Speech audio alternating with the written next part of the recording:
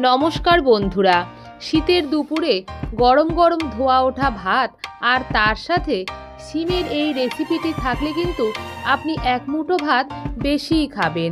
আমি সোমার হেসেলে সবাইকে স্বাগত জানাই।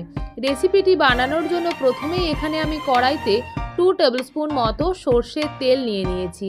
তেলটাকে কিন্তু পুরো কড়াইতে ভালোভাবে ছড়িয়ে তেলটাকে গরম করে নিতে হবে।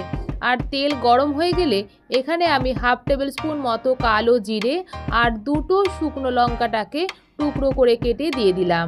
10 সেকেন্ড মতো হালকা নাড়াচাড়া করে নিতে হবে। আর তারপরেই বন্ধুরা এই রকম লম্বা টুকরো করে কেটে রাখা আলুটাকে দিয়ে দিচ্ছি। এখানে বন্ধুরা আলুটাকে কিন্তু পাতলা করে কাটছি না, একটু মোটা করে আমি আলুটাকে কেটে নিয়েছি। আর আলুটাকে কাটার পরে ভালো করে ধুয়ে তারপরে রান্নাতে ব্যবহার করেছি। আলুটাকে 2 থেকে 3 মিনিট মতো গ্যাসের ফ্লেমটাকে মিডিয়ামে রেখে নাড়াচাড়া করে নিচ্ছি। আলুটা নাড়াচাড়া করার সময় এখানে আমি 1/2 টেবিলস্পুন মতো নুন, পরিমাণ মতো হলুদ আর দিয়ে দিচ্ছি 1/2 টেবিলস্পুন মতো কাশ্মীরি লঙ্কা গুঁড়ো। নুন দিয়ে যদি আলুটাকে ভাজা হয় তাহলে কিন্তু আলুটা বেশ তাড়াতাড়ি নরম হয়ে যাবে। নুন, হলুদ, লঙ্কা গুঁড়ো দিয়ে আলুটাকে মিনিট 2-3 মতো ভালো মতো ভেজে নিচ্ছি। আর আলুটা ভাজার সময় কড়াইয়ের ঢাকাটা দিয়ে দিচ্ছি যাতে আলুটা হালকা সেদ্ধ হয়ে যায়। এইভাবে ঢাকাটা দিয়ে রেখে দেব 5 মিনিট মতো। 5 মিনিট পরেই বন্ধুরা কড়াইয়ের ঢাকাটা খুলে নিলাম। দেখুন আলুটা কিন্তু 50% সেদ্ধ হয়ে গেছে। খুন্তি দিয়ে হালকা টিপে দেখে নিলাম আলুটা কিন্তু প্রয়োজন মতো সেদ্ধ হয়ে গেছে। এরপরে আমি ওপর থেকে দিয়ে দিচ্ছি একটা মাঝারি সাইজের কচি রাখা পেঁয়াজ। এই রান্নাতে কিন্তু আমি তেলের মধ্যে পেঁয়াজটা দিলাম না, আলুটা ভাজার পরে এখানে পেঁয়াজটা দিলাম। এতে কিন্তু রান্নার স্বাদটা বেশ ভালো হয়। পেঁয়াজটাকে দিয়ে আবারও গ্যাসের ফ্লেমটাকে লোতে রেখে মিনিট 2 মতো নাড়াচাড়া করছি।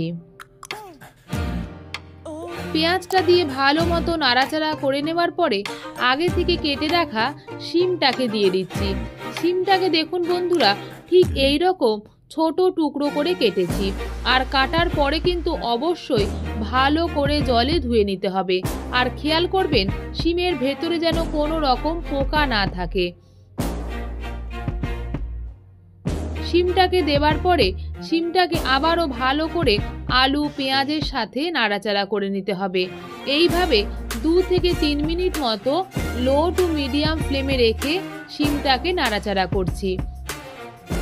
ভালো করে নাড়াচাড়া করে নেবার পরে গ্যাসের ফ্লেমটাকে লোতে রেখে ঢাকাটা দিয়ে দিচ্ছি 10 মিনিটের জন্যে। 10 মিনিট পরেই বন্ধুরা কড়াইয়ের ঢাকাটা আবারও খুলে নিলাম। খুন্তি দিয়ে হালকা টিপে দেখে নিচ্ছি শিম আলু কিন্তু প্রয়োজন মতো সেদ্ধ হয়ে গেছে। এর থেকে বেশি ভাজার বা সেদ্ধ করার কিন্তু একদমই প্রয়োজন নেই।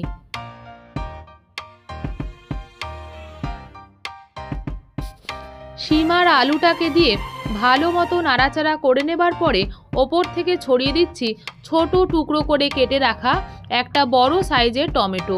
আর দিয়ে দিলাম টেস্টটাকে ব্যালেন্স করার জন্য পরিমাণ মতো চিনি। টমেটো আর চিনিটাকে দেবার পরে আবারও মিনিট 2 মতো নাড়াচাড়া করে নিচ্ছি। এই রেসিপিটি কিন্তু একটু টক টক কিংবা ঝাল আবার মিষ্টি মিষ্টিও খেতে লাগে। আর গরম গরম ভাতের সাথে দুর্দান্ত লাগে। সব কিছুকে দিয়ে ভালো মতো নাড়াচাড়া করছি। আর এটা করতে করতে আমি একটা জিনিসও বানিয়ে নেব। একটা শুকনো খোলায় আমি 1 টেবিলস্পুন মতো পোস্ত নিয়ে নিয়েছি। পোস্তটাকে গ্যাসের ফ্লেমটাকে লোতে রেখে হালকা নাড়াচাড়া করে নেব। এইভাবে নাড়াচাড়া করতে করতেই কিন্তু দেখবেন পোস্তটাতে লালচে রং ধরে গেছে। আর পোস্তটাতে যখন লালচে রং ধরে যাবে তখন গ্যাসের ফ্লেমটাকে বন্ধ করে দেব। এইভাবে শুকনো খোলায় নাড়াচাড়া করে রাখা পোস্তটাকে আমি এই ভাজাটার ওপরে দিয়ে দিলাম। আর সাথে দিয়ে দিচ্ছি 2টো কাঁচা লঙ্কা। এই পোস্ত দিলে কিন্তু রান্নার স্বাদ জাস্ট দ্বিগুণ বেড়ে যায়। আর কাঁচা লঙ্কা দিলে কিন্তু ফ্লেভারটা ভীষণই ভালো আসে। এই রেসিপিটি বানাতে সময় যেমন কম লাগে, খেতে কিন্তু জাস্ট ফাটাফাটি হয়। আপনারাও কিন্তু গরম গরম ভাতের সাথে এই রেসিপিটি বাড়িতে একবার ট্রাই করে দেখবেন, খেতে দুর্দান্ত হয়।